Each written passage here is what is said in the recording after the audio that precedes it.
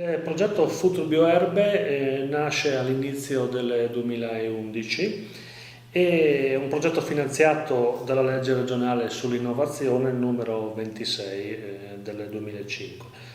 È un progetto che riguarda il settore agricolo e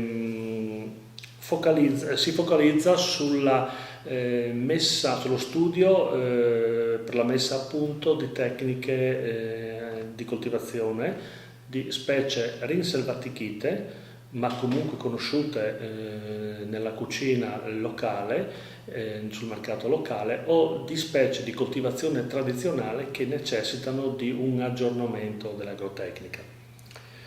Le specie prese in esame sono 6: il radicchio di monte, 2 radicchi d'agrumiolo, un tipo, la rosa di Gorizia, un altro tipo è il cosiddetto Lidericulpoc.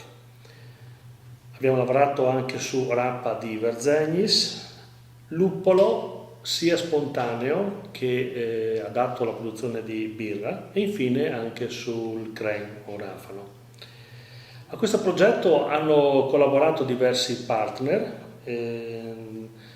Ricordo che un progetto che vede come head partner Cirmont e fra i partner operativi ha visto ERSA, nella fattispecie il servizio fitosanitario e chimico, ricerca, sperimentazione e assistenza tecnica, il vivaio forestale regionale PASCUL di Tarcento, l'Istituto Professionale di Stato per l'Agricoltura di Pozzuolo del Friuli e l'Università di Udine. I diversi partner hanno gestito diverse fasi del progetto. L'ERSA ha coordinato l'attività in campo, il vivaio forestale si è occupato della produzione e la messa a disposizione del materiale vivaistico, l'Istituto Professionale per l'Agricoltura ha gestito l'allestimento di un campo didattico per gli studenti e l'Università di Udine è stata coinvolta per l'esecuzione di molteplici analisi sui campioni. Direi che in questi 3 anni, grazie alle diverse competenze che sono state coinvolte, abbiamo potuto mettere a punto la tecnica di produzione sul radicchio di monte, che ha permesso il passaggio da quello che è una raccolta spontanea, che era una raccolta spontanea della specie, a una coltivazione della stessa.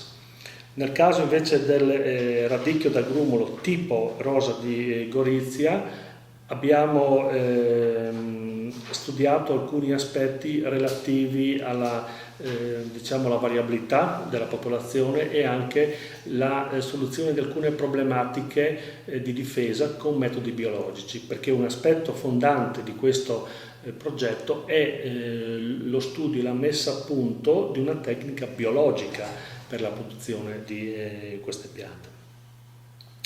Siamo una terra in cui ci sono alcune eccellenze conosciute localmente ma sconosciute al grande pubblico.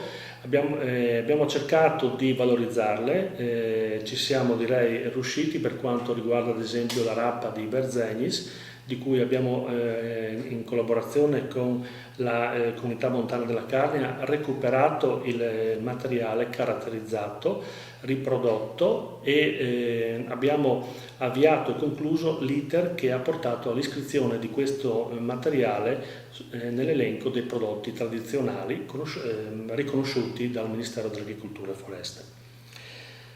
Sul luppolo abbiamo iniziato un lavoro che penso continuerà. Si tratta di una specie che è molto conosciuta nella cucina locale per gli impieghi culinari, mentre non è assolutamente conosciuta per gli impieghi birrari cosiddetti. Infine il crème. Il crème è un prodotto di nicchia, molto comunque apprezzato da un vasto pubblico in regione. Se vogliamo è un retaggio storico che ci accomuna alle genti del centro Europa. Abbiamo allestito 3 diversi campi sperimentali in 3 diverse aree della regione, dove sono stati messi a dimora materiali raccolti in varie zone della regione e messi a confronto con materiali commerciali.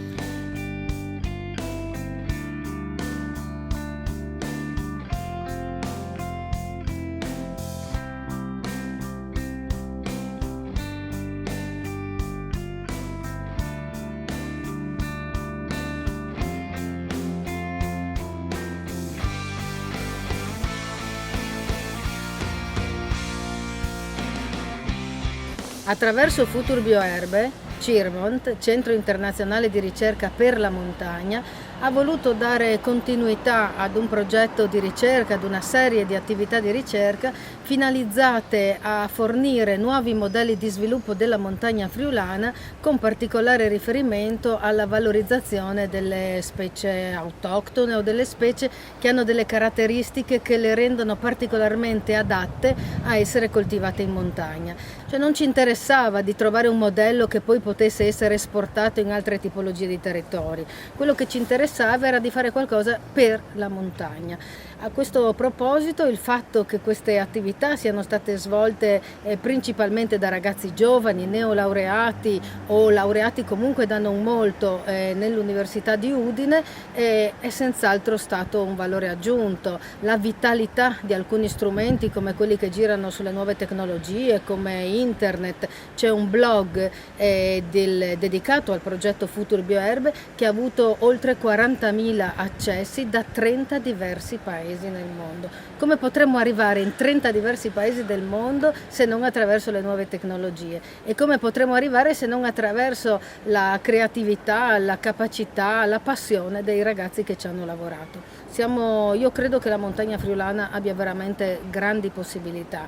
Credo che la ricerca scientifica sia veramente la benzina che potrà far correre più velocemente un motore che veramente può portarci molto lontano. Per questo sono particolarmente grata alla Regione Friuli Venezia Giulia, che ha deciso di sostenere questo progetto attraverso i fondi della legge regionale sull'innovazione, dimostrando che quando si riesce a fare rete c'è anche qualcuno che ci crede e c'è qualcuno che sostiene, e dimostrando anche che gli investimenti nell'attività di ricerca e sviluppo in agricoltura sono effettivamente degli investimenti destinati a dare frutti. Per cui abbiamo cercato di coltivare l'innovazione e speriamo che i frutti siano raccolti da più persone possibili a favore della nostra montagna.